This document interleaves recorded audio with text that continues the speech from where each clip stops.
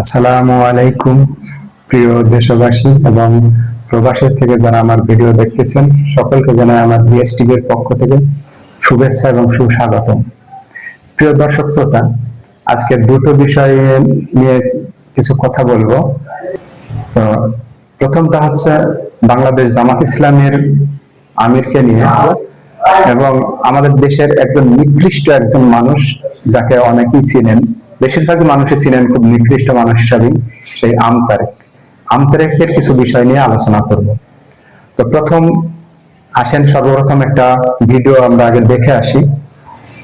জামাতে আমিরকে নিয়ে যে রাষ্ট্রদূতদের নিয়ে জামাতে আমির যে খুনসুটির যে ভিডিওটা, যে চিত্রটা, সেটা আগে প্রথম দেখে আসি, তারপর কথা বলি।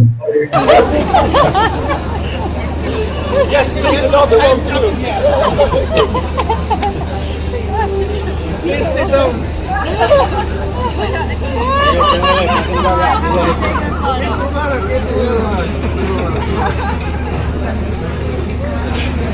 প্রিয় দর্শক শ্রোতা, আপনারা নিশ্চয় অনেকেই এই ভিডিও দেখছেন, আবার অনেকেই দেখেন নাই।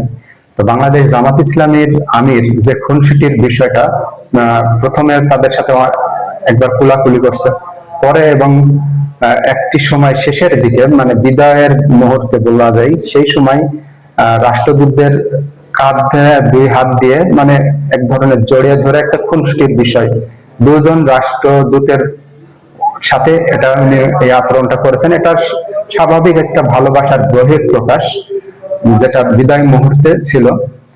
সেই বিষয়টা আপনারা অবশ্যই দেখবেন যে তার যে খুনসুটির বিষয়টা ছিল, সেই খুনসুটিটা কি খুব খারাপ কিছু ছিল, যেটা কুলাকুলির মতো। উনি ওখানে চেয়ারে বসেছিলেন, তো চেয়ারে যখন বসা, সেই ক্ষেত্রে তার সামনে থেকে কোলাকুলি করা যায় না। আর কোলাকুলির নিয়মটা আমাদের দেশে যেটা কোলাকুলি করা হয় জড়িয়ে ধরে, ঠিক এমনটা নয়। এভাবে কোলাকুলির কোনো নিয়ম নাই, হাদিসেও নাই।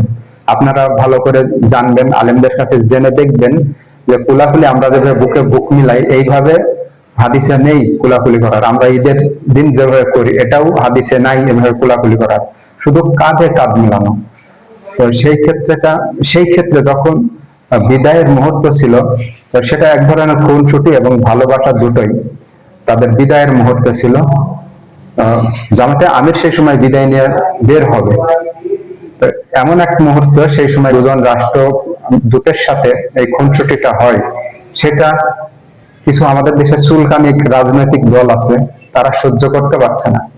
কারণ এই সম্পর্কটা যে খুনসুটি তার সাথেই করা যায়, যার সাথে ভালো একটা সম্পর্ক হয়, খুব গভীরে যায় সম্পর্কটা। অর্থাৎ একজন রাষ্ট্রদূতের সাথে এই সম্পর্কটা হওয়া মানে সেই দেশের সাথে ভালো একটা সম্পর্ক গড়ে তোলা। এই দেশে কারা বিনিয়োগ করবে কি করবে না, তারা করবে কি করবে না, সেটা কিন্তু নির্ভর করে ওই রাষ্ট্রদূতের উপরে। ওই রাষ্ট্রদূত যেভাবে তার দেশকে বলবে, সেভাবেই কিন্তু এই দেশে তারা বিনিয়োগ করবে, তারা অর্থনৈতিক বিনিয়োগ করে দেশকে আরো অর্থনৈতিক দিক দিয়ে এগিয়ে নেবে। তো সেই ক্ষেত্রে জামাতে আমির হাসি খুশি অবস্থায় তার সাথে কাঁধের উপরে দুই হাত দিয়ে, অর্থাৎ তার বুকে তার মাথাটা ঠেকেছিল।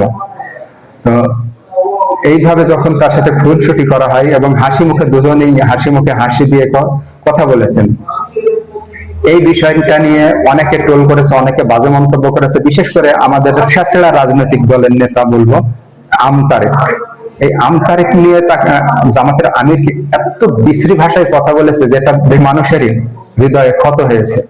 এই আমতারেককেও নিয়ে আমি কিছু কথা বলবো। আমতারেক তো পাকিস্তানি বীজ, এই বিষয়টা আমি তার পরবর্তীতে একটি সময় আমি আমতারেককে নিয়ে তার পাকিস্তানি বীজ যে, সেই প্রমাণটা আমি দিব।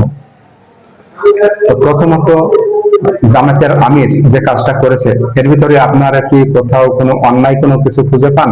তো আসেন আরো একটা ছবি আপনাদের সামনে আমি উপস্থাপন করব, আপনাদের দেখাই, দেখে এই ছবিটা নিয়ে আপনারা যারা এইসব ট্রোল করে তারা কিছু বলতে পারে কিনা।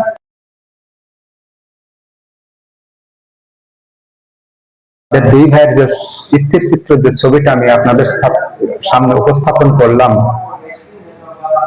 তারেক রহমান এবং কোকর, এই যে একটা খুনসুটি, দুই ভাইয়ের যে খুনসুটি, এইটা নিয়ে কি তারা বলতে পারবে?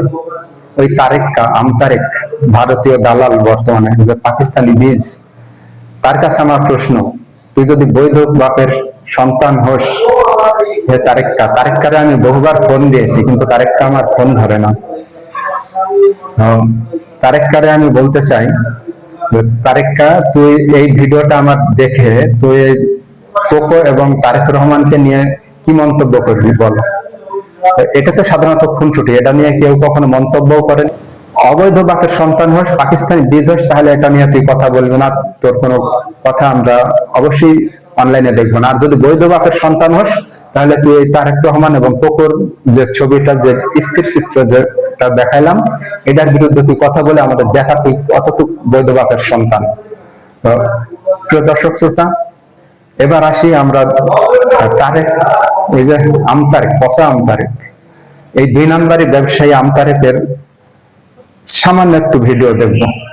সে আমতারেককে যে আমি অবৈধ সন্তান বলেছি, তার মুখের কথা, তার প্রমাণ আমি দেব। দেখেন, মা বোনদেরকে ধর্ষণ করছে, মা বোনদেরকে ধর্ষণ করছে। হ্যাঁ প্রিয় দর্শক শ্রোতা, ওই আমতারেককে আমি কেন অবৈধ সন্তান বললাম?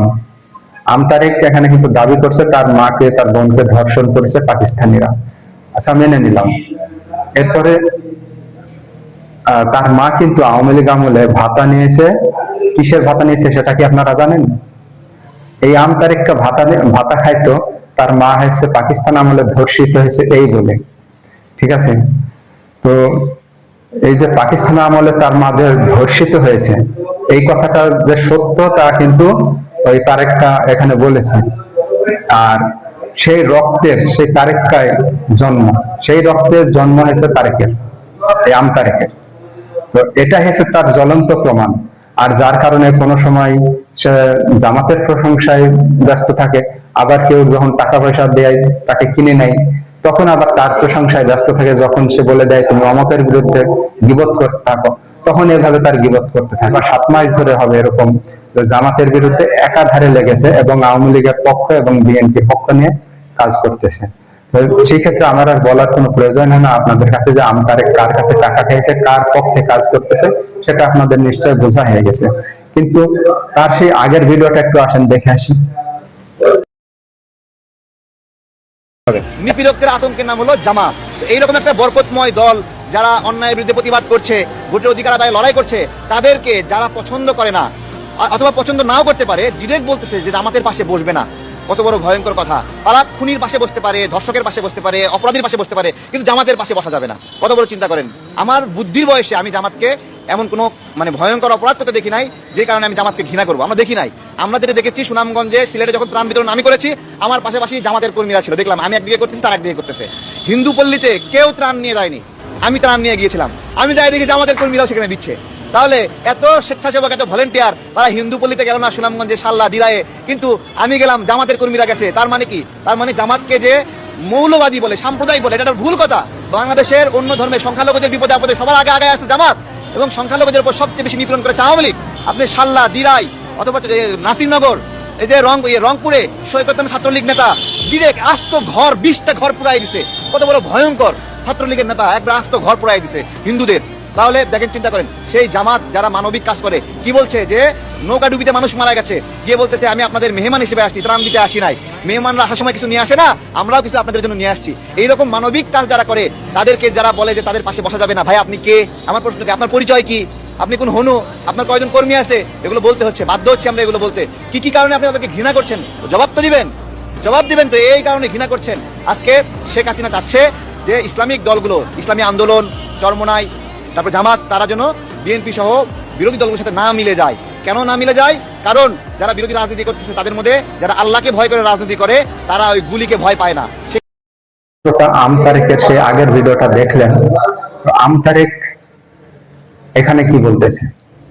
জামাতের প্রশংসায় সে ব্যস্ত, এমনকি একথাও বলছে যে জামাতের বিরুদ্ধে যারা কথা বলে তারা ভালো লোক নয়, তারা দেশপ্রেমিক নয়। এক কথায়, তার কথায় কিন্তু তারা অবৈধ সন্তান, যারা জামাতের বিরুদ্ধে কথা বলে। কিন্তু সেই তারেক এখন জামাতের বিরুদ্ধে কথা বলে। এর থেকে বড় কি প্রমাণ হতে পারে যে তারেক একজন অবৈধ সন্তান?